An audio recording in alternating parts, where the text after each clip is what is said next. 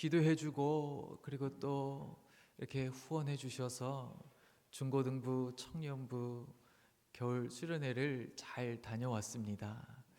오랜만에 파주를 갔다 왔어요. 거기는 제가 군 복무한 곳이기도 해서 뭐 꼭 그런 건 아니지만 그렇게 꼭 가는 거를 달가워하지는 않는 지역인데요. 역시나 겨울에는 그 칼바람이 참 그 뼈에 사무칠 정도로 강한 그 지역이 이상하게 파주가 그런 곳인 것 같아요. 예전에 군대 복무를 딱 시작하려고 할 때 벌써 20년이 가까이 된 일이니까요. 들어가서 선임이 부르는 거예요. 야, 너 언제 저녁이냐?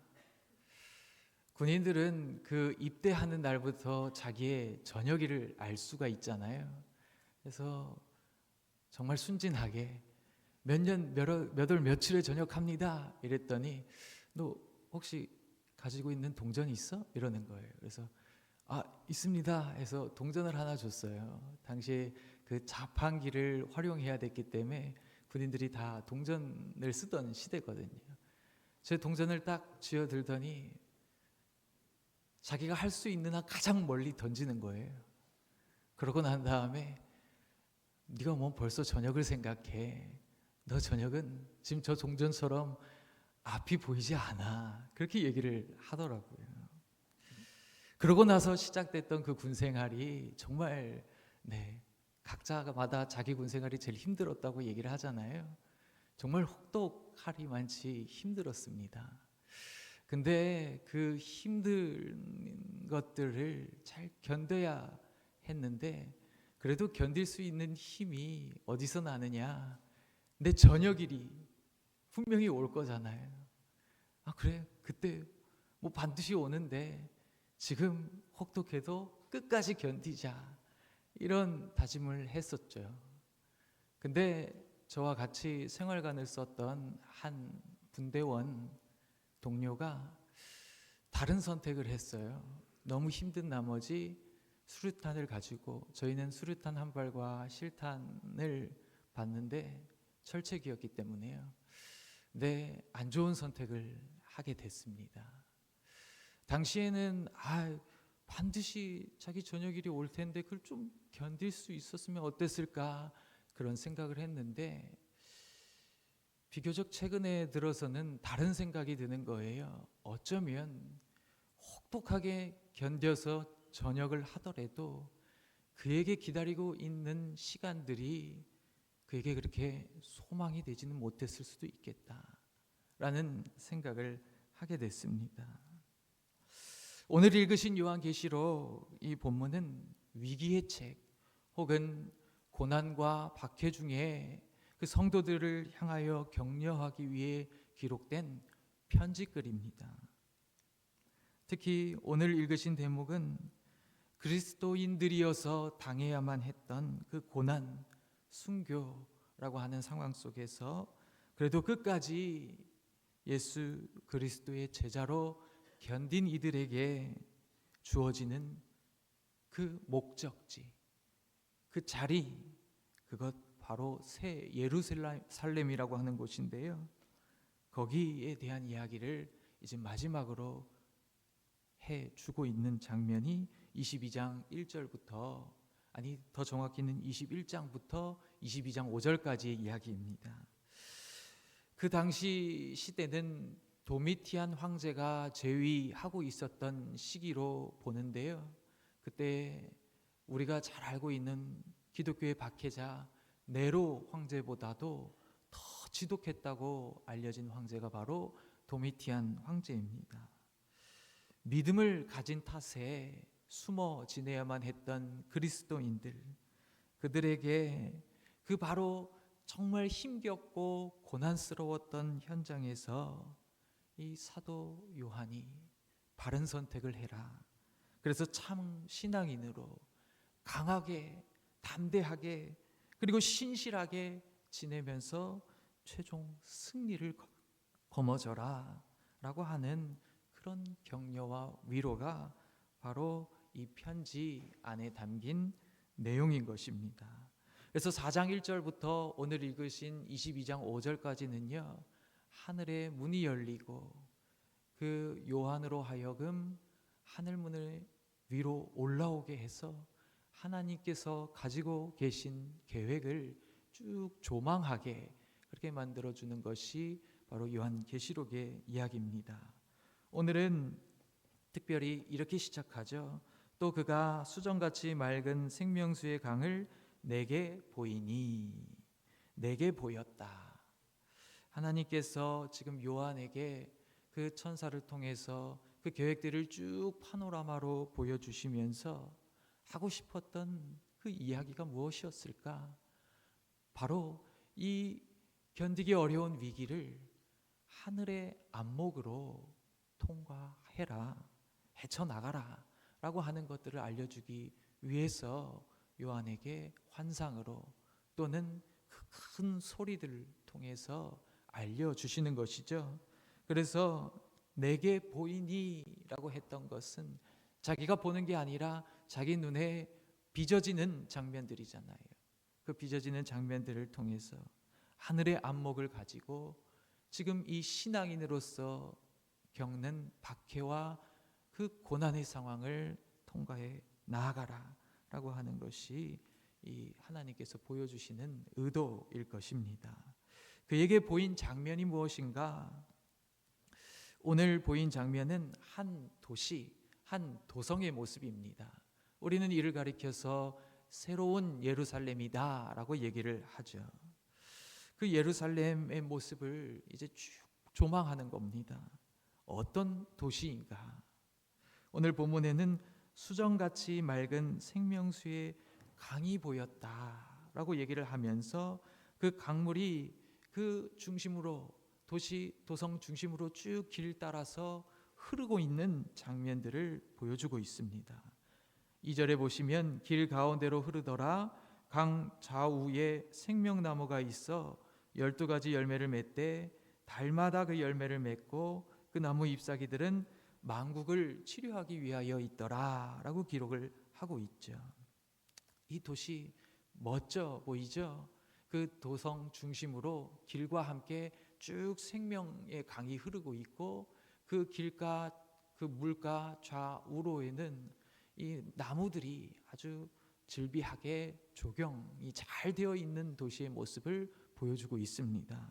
근데 이 나무는 어떤 나무냐? 바로 생명나무라는 것이죠.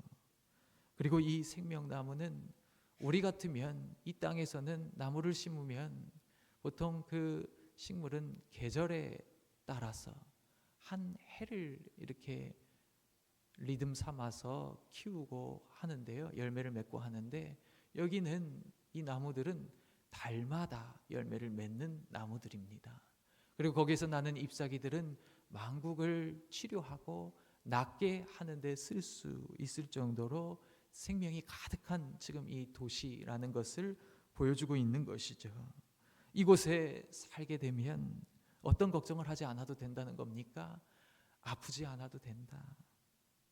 건강 문제가 발목을 잡지도 않고 질병이, 사망이, 죽음이, 고통이 더 부각되지 않는 곳, 정말 생명이 가장 가득하게 들어찬 곳, 그곳이 바로 새 예루살렘이라고 하는 도성이구나 라는 것을 오늘 사도 요한은 그의 눈에 빚어진 환상을 통해서 확인하게 되는 것이죠.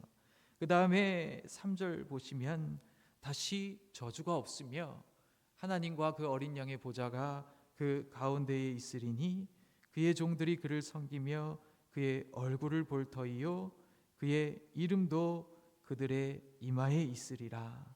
다시 밤이 없겠고 등불과 햇빛도 쓸데 없으니 이는 하나님께서 그들에게 빛이심이라.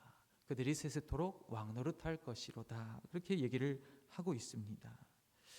먼저 다시는 저주가 없을 것이다. 다시는 밤이 없을 것이다. 그렇게 얘기를 하고 있습니다. 이 도시의 특징은 저주가 없다, 밤이 없다라는 것입니다. 저주라고 하는 이 단어는요, 사실 히브리어로 하면 헤렘이라고 하는 단어입니다. 이 얘기는 여호수아가 진멸해야 했던 그 하나님을 믿지 않는 이방의 그런 백성들, 그리고 모든 우상 숭배에 관련된 것들을 진멸해야 됐잖아요. 그 진멸하다라고 하는 단어가 헤렘입니다. 이거는 절대로 여지를 남겨서는 안 되고 철저히 멸해야 했던 것이죠. 근데 다시는 진멸이 없는 곳이다 라고 얘기를 하는 것은 무엇과 관련이 있느냐? 죄 짓는 것과 관련이 있는 것입니다. 다시는 저주가 없을 것이다. 죄 탓에, 우상 숭배 탓에 다 진멸당해야 했던 그런 정말 혹독하고 가차 없었던 그런 일들이 이 도성에서는 더 이상 없을 것이라는 겁니다. 무슨 얘기냐? 하나님으로부터 분리될 가능성이 사라진다라는 겁니다. 이제 그냥 하나님과 더 친밀하게 교제하기만 하면 되는 곳이구나 라는 것을 본문에서 얘기를 해주고 있는 것입니다. 더불어서 다시는 밤이 없을 것이다 그렇게 얘기를 하죠. 밤이라는 것, 우린 밤에 다니면 요즘은 불만 스위치만 눌러도 환해지는 곳이 오늘날 우리가 살아가는 현장이지만 사실 예전엔 그렇지 않았죠. 횃불을 밝히지 않으면 캄캄한 어둠이었습니다. 근데 그 어둠이 없는 곳이다, 환한 곳이다. 도성에는 더 이상 전력 공급을 할 필요도 없는 곳이라는 얘기를 하고 있는 것입니다. 이 것들이 다 뭘 이야기를 하고 있느냐? 바로 하나님의 그 임재 속에 살아갈 그 사람들의 모습이 어떠한지, 하나님과 교제하는 가운데 살아가는 사람들의 모습이 어떠한지를 보여주고 있는 장면이라는 겁니다. 4절에 보시면 하나님과 그 어린 양의 보좌가 그 가운데 있잖아요. 거기에서 그의 종들이 하나님을 섬깁니다. 그리고 그의 얼굴을 볼 터이요 그의 이름도 그들의 이마에 있으리라 이렇게 얘기를 하고 있습니다. 하나님의 얼굴을 볼 수 없죠. 하나님의 얼굴을 뵙는 것, 하나님을 뵙는 것은 죽는 것을 의미합니다. 그래서 많은 구약의 이사야 선지자라든지 아니 모세도 하나님을 뵙지 못하고 그 지나가시는 등만 보는 것이죠. 근데 그렇게 해도 모세의 얼굴빛이 너무 환해서 수건으로 가렸습니다.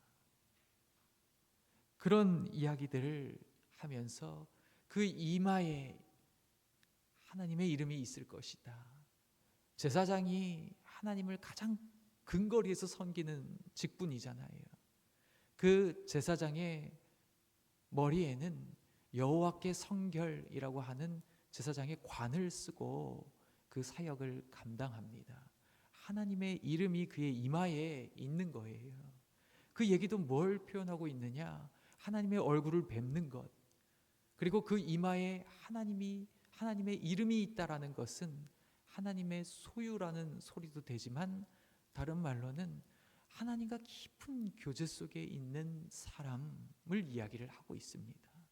하나님을 직접 뵙고 하나님과 함께 살아가고 있는 사람들. 그러면 하나님의 등만 봐도 너무 환해서 수건으로 얼굴을 가려야 했었는데 이들의 삶은 하나님을 직접 뵙고 하나님의 이름을 이마에 가지고 있는 사람들의 삶은 얼마나 더 환하겠습니까? 거기에는 밤이 있을 수가 없는 것이고 거기에는 그 친밀한 교제 속에 서로를 갈라놓고 막는 장벽이 없어지는, 저주가 없는 그런 곳이라는 것을 오늘 본문은 이야기를 해주면서 사도 요한에게 지금 순교와 박해 중에 어떤 선택으로 다시 돌아가야 될지, 예수 그리스도를 따르는 길을 의심하고 있는 사람들, 혹은 너무 괴로워서 이제는 안 되겠다고 하는 사람들에게 격려와 위로를 하는 장면이 바로 22장 1절부터 5절의 이야기를 통해서 벌어질 거라는 것이죠. 오늘 이 말씀을 통해서 우리가 먼저 살펴볼 것은 이 본문을 듣는 청중, 우리가 어떻게 새겨가야 할 것인가 먼저 물으셔야 됩니다. 본문을 듣는 청중은 계속해서 지금 얘기하다시피 박해와 순교의 시기에 있는 그리스도인들을 가리킨다고 말씀을 드렸죠. 근데 더 정확히는 조금 더 그 의미를, 그 청중의 폭을 좁힐 필요가 있다라는 것입니다.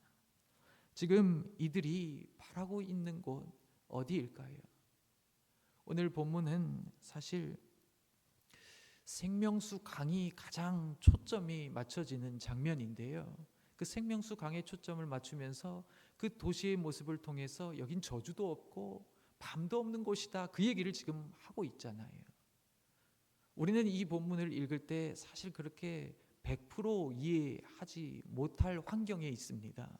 왜 그러냐면 우리는 어디를 가도 지금 이렇게 스위치만 올리면 깨끗한 물이 쏟아져 나오는 그런 도시에 살고 있잖아요. 근데 이 근동의 지역에 살고 있는 사람들에게 물이 주는 의미는 생명끈입니다. 이들에게 우물이 중요한 이유도 마찬가지죠. 이들에게 지금 주어지는 물이 생명수 강이 여기에서 흐르고 있는데 수정같이 맑다는 거예요. 그 물이 엄청 깨끗한 물이라는 겁니다. 우리는 그냥 당연하게 여기지만 지금도 아프리카에서는 그 물이 더러운 물, 그 물조차도 없어서 정말 고통받고 있는 현장들이 얼마나 많이 있습니까? 이들에게는 물이 정말 소중한 거예요. 근데 이들에게 지금 생명수 강이 그 도시의 중앙으로 흐르고 있는 그 도시를 설명한다는 것은 그 도시가 가지고 있는 의미가 이들에게 정말 분명한 것이죠. 거기에서 살아야 된다. 그곳에 꼭 도착해야 된다. 라는 곳이 바로 그들의 유토피아를 설명할 수 있는 곳이 생명수 강이 흐르는 바로 이 새 예루살렘입니다. 그 사람들에게 이 생명수로 표현하는 것은 그동안 그 뜨거운 때약볕에 건조한 지역에서 느끼는 그 갈증들이 그들에게 너무나도 정확하게 설명해 줄 것입니다.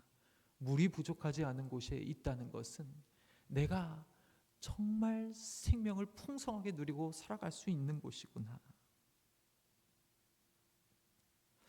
근데 이들이 그런 생각을 하게 되기 전에 이들의 갈증은 어떤 갈증이 있느냐를 물으셔야 그들이 지금 이 본문을 듣고 있는 청중이 누구인가를 우리가 좀 더 잘 접근할 수 있는데요. 정확히 얘기를 하면 이 사람들은 예수 그리스도의 은혜, 예수 그리스도의 생명의 능력을 맛본 사람들이라고 우리가 새기셔야 되는 것입니다. 그냥 믿는 그리스도인들이다 이런 차원의 이야기가 아니라 주님의 임재를 맛본 사람, 그래서 주님의 치유하시는 능력, 그 생명의 능력, 세상의 어떤 것도 아니라 예수 그리스도만이 유일한 소망이라는 것을 깨닫고 누린 사람들을, 그 사람들이 누구를 따르게 되겠습니까? 당연히 예수님을 따르게 되는 것이죠. 예수님을 따르게 되는데 예수님을 따르게 된 다음부터 이들에게 생긴 변화가 있어요. 그건 뭐냐? 이들이 한번 갈증을 해소한 경험이 있다라는 거예요. 예수님을 통해서요. 그동안 세상에서는 자기의 그 목마름을 한 번도 해결한 적이 없었는데 이 세상에 정말 삐뚤어지고 나빠지고 이거를 해결할 수 있는 어떤 대책을 한 번도 경험해 보지 못했는데 예수님을 만나고 그 예수님의 가장 지근거리에 있던 사람들이 그 갈증을 해소하는 경험을 하게 된 겁니다. 그러고 난 뒤에 그들에게 생긴 필요, 니즈, 그건 무엇이겠습니까? 바로 이 물을 이제 계속해서 먹고 싶다라는 거예요. 그렇죠? 그래서 오늘 계시록을 듣고 있는 사람들은, 지금 이 말씀을 듣고 있는 사람들은 하나님의 임재를 맛봐서 이제 그거 아니고서는 안 되는 사람들, 그거를 포기하지 못하는 사람들, 근데 그래서 포기하지 못해서 주님을 따르다가 뒤가 없어진 사람들, 그런 사람들이 오늘 박해의 시기에 본문을 듣고 있는 청중들이라는 것입니다. 그들에게 약속하는 거예요. 아니, 너네가 그토록 갈구하는 그 물이 그 도시에는 중앙에서 그냥 아주 멋지게 흐르고 있는 곳이다. 거긴 그 물이 부족하지 않고 너네가 원하면 언제든지 마실 수 있는 곳이다 라고 얘기를 할 적에 이들의 마음의 갈망이 어디를 향하게 되겠습니까? 바로 새 예루살렘으로 그들의 시선이, 초점이 맞춰지게 되는 것이죠.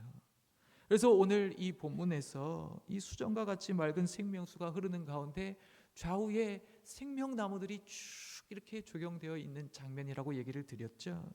이것은 에스겔 47장에 가보시면 47장 12절에 이 예언이 성취되고 있는 곳이라는 것을 알 수가 있습니다. 네. 제가 47장 12절을 읽어드리면, 강 좌우 가에는 각종 먹을 과실나무가 자라서 그 잎이 시들지 아니하며 열매가 끊이지 아니하고 달마다 새 열매를 맺으리니 그 물이 성소를 통하여 나옴이라. 그 열매는 먹을만 하고 그 잎사귀는 약 재료가 되리라 라고 얘기를 하고 있죠. 무슨 이야기입니까? 지금 이 새 예루살렘은 에스겔의 성전 환상에서 봤던 바로 그곳이라는 것을 얘기를 해주고 있는 것이죠. 성전 문지방으로부터 흘러나오는 물, 이 물이 도시를 적셔가서 다 생명이 살게끔, 생명나무가 좌우에 뻗어나가게 하고 약재로도 쓸 수도 있게 되고, 무엇보다도 죽은 바다를 상징하는 사해바다까지 흘러들어가서 물고기들이 살아나는 그 생명의 장면, 그 장면들이 이루어진 도성이 바로 새 예루살렘이다 라는 것을 보여주게 되는 것이죠. 그런데 그것보다도 조금 더 무게중심이 있는 본문은 바로 창세기 2장의 본문입니다. 창세기 2장에 보시면 거기에는 동산 중앙으로부터 물이 흘러갔잖아요. 그 물이 흐르는 가운데에서, 이 적셔가는 가운데서 이 하나님의 임재 속에 살아가는 그 아담의 모습이 나와 있습니다. 무슨 이야기를 하고 있는 것이냐? 지금 이 에스겔 선지자도 보여줬던 장면이기도 하지만 지금 이들이 갈 곳, 이들이 도착할 목적지는 다름 아닌 동산이라는 겁니다. 에덴 동산이라는 겁니다. 에덴 동산은 어떤 곳이었습니까? 에덴 동산은 아담이 하나님과 함께 교제하면서 살아갔던 공간이잖아요. 그렇죠? 그 정원은 하나님과 함께 살아갔던 공간입니다. 그래서 그 공간을 성전이라고 얘기하는 이유도 하나님이 그 동산에 계셨기 때문에 그곳을 성전이라고 생각하기도 하는데요. 바로 그곳으로 너네가 갈 것이다 라는 이야기를 해주고 있는 것이죠. 그러니까 이 에덴 동산이라고 하는 곳은 바로 하나님이 계신 곳, 죄 탓에 그곳에서 쫓겨나고 불칼이 지키고 있는 가운데 다시는 들어가지 못하게 되고, 그곳에는 동산에 생명나무가 있어서 그 나무의 열매를 먹고 생명을 누리면서 하나님과 교제하고 살아갈 수 있었던 곳인데, 죄 탓에 그곳에 다시는 접근할 수 없게 된 그 삶의 자리에서 점점 이 세상은 삐뚤어지고 괴로워지고 고통받고 바른 것을 선택하는 것이 오히려 박해의 자리로 가게 되고, 이런 모습들, 그렇게 해서 당도한 그 자리에서 이제 포기할 수밖에 없는 그런 힘든 상황에 사도 요한이 자기가 본 그 장면을 통해서 어디로 너네가 갈 것인지, 지금 니네가 힘들게 싸우고 견디는 길이 어디로 이어지는 길인지를 보여주고자 하는 것인데, 그 길은 어디로 이어진 길입니까? 동산으로 이어진 길입니다. 아까 이 본문을 듣는 청중은 좁은 의미라 그랬죠. 하나님의 임재의 그 귀한 은총을 맛본 사람들입니다. 다시 얘기하면 하나님의 임재가 얼마나 중요한지를 아는 사람들이라는 거예요. 그리고 그들이 원하고 갈구하는 가장 가고 싶은 장소는 어디겠습니까? 어린아이들처럼 뭐 초콜릿이 많은 곳, 먹을 거 걱정 안 해도 되는 곳, 모든 시스템이 다 갖추어져 있는 그런 우리가 생각하는 세상적인 천국이 아니라, 그들이 정말 가고 싶었던 곳은 하나님과 교제하는데 장애가 되는 것은 아무것도 없는, 말 그대로 하나님의 임재를 경험하고 하나님의 그런 교제만 신경 쓰면 되는 곳, 그곳을 가고 싶어 했던 것이죠. 그들에게 너네가 지금 견디고 나중에 도착할 곳이 바로 에덴 동산이다, 그 얘기를 지금 해주고 있는 것입니다. 그 동산은 어떤 곳입니까? 생명의 원천이 있는 곳입니다. 물로 얘기하자면 거기는 샘의 근원인 곳이고, 빛으로 얘기하자면 태양빛도 감당할 수 없는 빛의 근원이 있는 곳이고, 우리의 삶과 죽음으로 얘기하자면 거기는 생명만이 가득한 생명의 근원된 자리가 바로 그 동산, 하나님이 계신 곳이라는 것입니다. 저는 이 본문을 읽어갈 때마다 사실 이 계시록의 그 상황을 여러 가지로 설정을 하고 새겨갈 수 있는데, 저는 이 본문을 읽을 때마다 저에게 드는 심상은 그 카타콤의 그 그리스도인들이 많이 이렇게 심상에, 대본에 떠오르게 됩니다. 카타콤이라고 하는 곳이 어떤 곳입니까? 그 도시의 근교에 있는 곳이죠. 거기는 땅속입니다. 신앙을 지켜가기 위해서 그 신앙의 사람들이 땅을 파고 들어간 곳이 카타콤입니다. 원래는 그들이 직접 팠다기보다는 로마에서 그 돌을 떠서 여러 가지 건축을 할 때 파놓은 곳이고, 그렇게 파고 남은 공간을 무덤으로 쓰던 곳이었어요. 그러니까 다시 얘기하면 신앙을 지키기 위해서 아무도 찾지 않을 만한 곳, 바로 무덤에 들어가서 끝까지 신앙 생활을 해가는 사람들이 카타콤의 신앙인들이었습니다. 그들을 한번 생각해 보십시오. 거기에 땅속에 묻혀서 얼마나 그 제가 더운 여름에 카타콤을 들어갔는데, 그 더운 여름에도 거기는 너무 그 시원하고 추워요. 동굴 같은 데가 다 그렇죠. 땅속 지하 갱도 다 그럴 텐데, 거기에서 신앙을 지켜가기 위해 그들이 살아가는데, 문제는 발각되면 안 되는 상황이잖아요. 근데 그 땅 속에는 뭐가 부족합니까? 빛이 부족하죠. 거기 무슨 전기 시스템이 될 리가 없잖아요. 뭐 수도 시설은 되어 있었을까요? 물이 부족하죠. 아니, 오늘날처럼 뭐 한 방에 편의점으로 사용할 수 있는 그런 편의점이 있었을까요? 그렇지도 않죠. 그러니까 거기에는 지금 신앙을 지키려다가 모든 것들로부터 단절된 곳이 바로 카타콤이라는 곳입니다. 거기에서 신앙생활을 해가면서 거기에서 죽으면 그대로 매장되고, 그리고 거기에서 예배하는 삶을 살면서 그들에게 어떤 소망이 있었겠습니까? 우리 같으면 정말 물 먹고 싶겠다, 정말 배고프겠다, 이런 것들이 더 먼저일 것 같지만, 그럼에도 불구하고 그들은 그런 것들을 겪으면서도 포기할 수 없었던 것이 영적인 물, 영적인 빛, 그러니까 생명수였다라는 거예요. 그것 때문에 결국에는 자기의 삶의 자리가 이렇게 어려워지게 된 것입니다.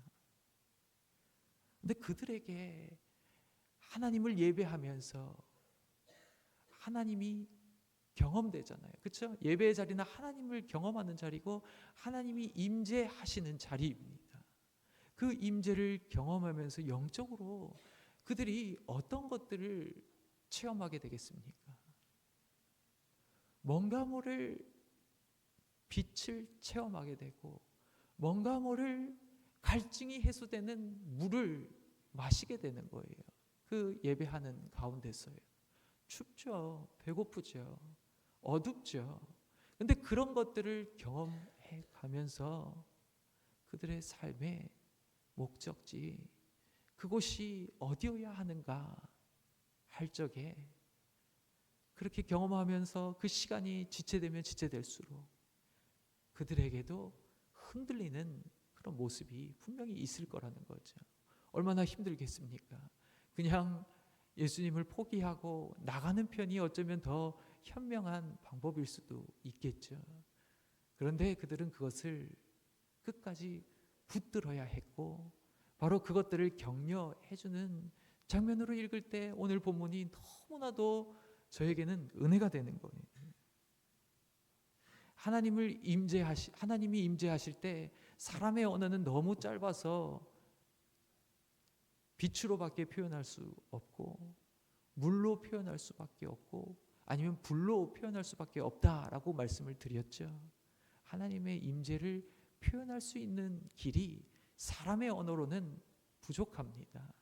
그래서 그렇게 표현하는데 그것은 우리가 지금 형광등을 켰을 때 하는 이런 빛 정도의 빛이 아니라 무언가 우리의 가장 깊숙한 곳까지 환하게 조명하고 밝히는 그 말 그대로 하나님의 영광의 빛을 얘기하는 것이죠. 그게 하나님의 임재 때 경험하게 되는 빛입니다. 분명 그들의 삶의 자리는 땅속 무덤이죠. 그 무덤에서 얼마나 캄캄하겠습니까? 횃불이 있으면 다행이지만 그것도 기름이 떨어지면 캄캄하죠.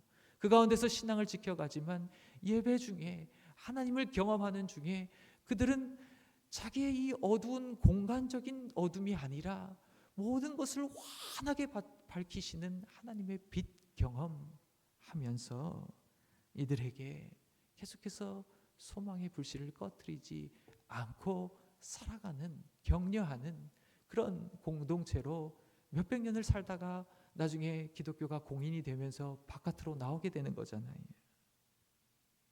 오늘 이 본문이 얘기하는 것은 그 하나님의 빛의 근원이 있는 곳, 정말 우리가 물 한 잔 마셔도 정말 고마운 그 자리에서 아예 물이 거기에서 솟아나는 자리를 발견하게 된다면 얼마나 행복하겠습니까? 이들에게 지금 그들이 도착할 자리가 거기라고 이렇게 격려하면서 오늘의 삶을 충실하게 견디며 살아가라 라고 하는 메시지가 본문에 있는 메시지입니다. 이 말씀을 통해서 오늘 우리의 자리에서 우리가 이 말씀을 어떻게 새겨야 할 것인가? 먼저 첫 번째로 물어보셔야 될 것은 내가 정말 하나님의 임재에 갈증이 있는가? 하나님에 대한 갈증이 있는가? 먼저 물어보셔야 될 것 같아요. 사실 우리를 이 본문에 그대로 포개어 놓고 요한이 그 청중들을 격려했던 메시지 그대로 우리가 받아들일 수 없는 이유가 무엇인가? 어쩌면 그들의 니즈, 그들이 갈구하는 갈망과 우리가 갈구하는 갈망이 너무도 다르기 때문에 우리에게는 그렇게 적절한 메시지로 다가오지 않을 수 있겠다라는 생각이 드는 것이죠. 왜냐? 우리는 하나님의 임재의 맛을 정말 가장 중요한, 내가 정말 포기할 수 없는 맛으로 여기고 있는가? 내가 그 빛을 나의 가장 최우선순위의 것들로 붙잡고 그 많은 것들을 포기하고서라도 그것을 붙들려고 하는 삶의 모습인가를 먼저 맞춰봐야겠죠. 그 의미의 충의를 맞추지 않고서는 절대로 이 본문을 우리의 메시지로 들을 수 없는 것입니다. 두 번째로는 그들에게 허락되어져 있는 목적지, 그 목적지가 바로 그들이 가장 원하는 곳이라고 말씀을 드렸는데요. 그 목적지에 도착하기 위해서는 어떻게 해야 됩니까? 오늘을 견뎌야 되는 거예요. 많은 사람들이 요한계시록 가면은 자꾸 미래의 어떤 일들을 상징으로 풀어보려고 거기에 모든 에너지를 쏟는 경우가 많이 있는데, 이 오늘 본문은 사실은 미래에 관련된 이야기라기보다 미래 이야기를 하고 있지만, 이 책은, 이 편지는 누구를 위한 편지입니까? 오늘을 신앙으로 견디고 살아가야 될 사람들에게 주어지고 있는 편지이고 말씀이라는 거죠. 그러니까 여기서 자꾸 상징을 그렇게 풀면 안 되고, 역사에 기대어서 그것이 가지고 있는 의미와 뜻이 무엇인지를 깨달아야 계시록에서 혼동이 없고 혼란이 없고 제대로 받아들일 수가 있는 것인데, 이들에게 얘기하고 있는 바가 무엇이냐? 그 미래에 여러분들이 당도할 이 동산으로 다시 돌아가기 위해서는, 그 정말 하나님을 직접 뵙는 자리로 가기 위해서는 오늘을 끝까지 견디시고 승리하셔야 됩니다 라고 하는 메시지가 오늘 본문의 메시지인 것이죠. 그들은 결정해야 됐습니다. 어느 도성에 살지 결정해야 됐다는 거죠. 어느 도시에 살아야 됩니까? 지금 그들이 살고 있는 도시는 바벨론이라고 하는 상징어, 그렇죠? 진짜 바벨론을 얘기하는 것이 아니라 바벨론으로 대표되는 그 하나님을 대적하는 세상 아래서 신앙을 붙들고 살아가는 사람들입니다. 거기에서 살 적에는 하나님을 붙들면 붙들수록 점점 무덤으로 내려가야 되는 거예요. 근데 그들은 선택해야 됐다는 거죠. 흔들릴 때, 너네가 이렇게 무덤으로 내려와서 힘들 적에 다시 너네가 살기 위해서 바벨론의 도성, 그 도성을 선택할 것이냐, 아니면 새로운 도성 예루살렘, 이 도시를 너네 살 곳으로 선택할 것이냐, 그거 결정해라 라고 얘기할 적에 어떤 결정을 해야 되겠습니까? 너무나도 당연하지만 많은 것을 요구할 수도 있는 그 새 예루살렘을 자기의 삶의 도착지로 삼아야 되는 것, 그것이 오늘 본문이 도전하는 그런 의미 아니겠습니까? 오늘 그 본문을 통해서 우리에게도 우리가 도착해야 될 곳, 우리가 정말 하나님의 그 거룩한 근원에 닿기를 원하고 하나님 뵙기를 원하지 않았기 때문에 어쩌면 그 도시가 우리에게 그렇게 매력적으로 보여지지 않을 뿐더러 그냥 여기에서 더 잘 먹고 잘 살면 되지 하는 생각이 있게 되고, 그게 더 나아가서는 우리에게 별로 큰 소망이 되지 못하는 것을 요즘 너무 많이 목격합니다. 그렇죠? 우리의 도착할 소망이 초대교회는 그렇게 붙드는 힘과 능력이 됐는데, 우리는 영원한 삶 소망이라고 하는 것은 뭔가 저편에 미뤄두고 신앙 생활을 할 적에 당연히 사용하는 용어 정도로만 생각을 하지, 그것이 정말 우리의 필요를 채워줄 가장 궁극적인 도시라고, 정말 거기에 꼭 다다르고 싶다고, 거기가 우리에게 주어질 거라고 한다면 오늘을 충분히 내가 끝까지 견디겠다고 하는 그런 결단의 기제가 되지 못하는 것을 목격하죠.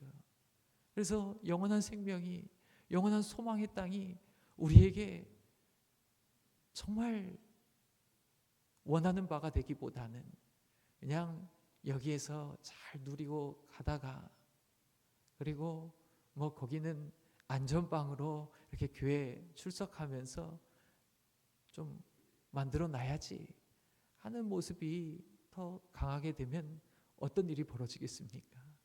이 교회 공동체 안에서도, 하나님을 믿는 신자들의 공동체 안에서도 자꾸 세상적인 가치가 가장 일선으로 부각되고, 그 니즈를 이 공동체 안에서 계속해서 부르짖을 수밖에 없는 일들이 생기게 되는 것이죠. 그것이 요즘은 더 우리를 힘들게 만드는 우리의 장애 요인이 아닌가 생각을 하게 되는 것이죠. 오늘 이 본문을 통해서 우리가 하나님과 정말 함께 살기를 원하는 사람들이었나? 라고 먼저 물어보실 적에 하나님께서 정말 우리에게 주시는 그 임재의 거룩한 빛, 그것이 세상을 살린다고 경험한 사람들이 그토록 원했던 그것이 우리에게도 가장 갈구하는 바가 된다고 한다면 우리의 삶이 어떻게 되겠습니까? 우리의 삶이 하나님을 선택하는 삶에 주저하지 않게 되고, 그것이 틀렸다고 드는 의심을 충분히 불식시킬 수 있고, 이것대로 살아가는 것이 실패가 아니라는 확신 속에서 예수님의 가치를 나의 최우선 가치로, 세상의 가치가 아무리 자꾸 그걸 밀어내서 그 위점을, 그 고점을 점유하려고 해도 우리는 충분히 아니, 그게 아니다, 예수님의 가치만이 나를 살리고 우리의 가정을 살리고 이 세상을 살릴 유일한 길이고, 그 길을 선택하다가 여러 가지 어려움과 장애 요인에 봉착한다고 할지라도 그 길이 가장 소중한 길이며, 그 길로 걸어서 나는 하나님께로 당도하겠다라고 하는 결단이 생길 걸로 믿습니다. 우리에게 그런 믿음이 있어서 오늘도 믿음으로 충실하게 사시는 저와 여러분들 되시기를 주님의 이름으로 간절히 축복합니다. 기도하겠습니다. 은혜가 많으신 아버지 하나님, 주님과 함께 살 그 거룩한 소망이 우리의 소망이 되길 원합니다. 지금은 대면하여 보지 않고 작게나마 주님의 임재의 은총을 누리고 있지만, 그 은총 속에서 정말 근원적인 채우심과 근원적인 우리를 붙드시는 귀한 하나님의 능력 가까이에 다가서는 그런 소망을 품고 살아가는 저희 되기를 간절히 원하오니 주님 함께하여 주옵소서. 더불어 이 세상을 밝히는 등불 되게 하셔서 그 길이 틀린 길이 아니라는 것을 확신을 갖고 어디에 있든지 충실하게 믿음으로 살아가는 우리 모두 되어질 수 있도록 축복해 주옵소서. 감사하고 예수님의 이름으로 기도합니다. 아멘.